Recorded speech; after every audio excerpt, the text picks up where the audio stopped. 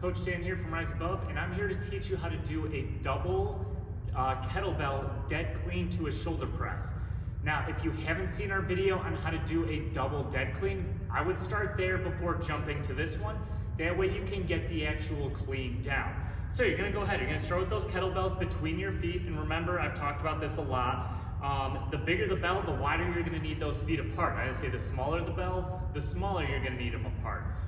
So just make sure you're paying attention to that. So basically what we're doing is we're dropping down, getting ready for our clean, and the clean is going from the floor up to chest height. I say that's the clean portion, and from the clean, you're gonna do a shoulder press where it goes straight up overhead, making sure that your biceps are ending next to your ear. And they're not out in front or behind you. You're then gonna bring the kettlebells back down to the shoulders, then all the way back down to the floor, so you can go ahead and do another rep.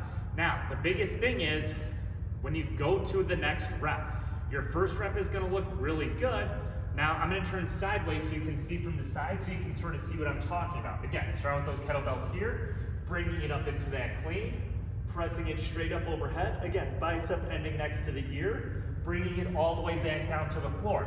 Now, this is where people go wrong. You can see when I brought it all the way back down to the floor, I'm creating this roundness in my back. Now, that's okay. The issue though is when you go into your second rep.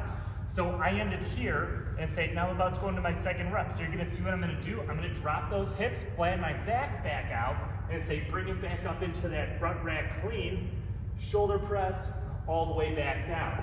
And again, I've got that roundness, sitting the hips down to get rid of the roundness, back up, and then straight back up overhead. And that's how you do your double kettlebell, and clean to shoulder press.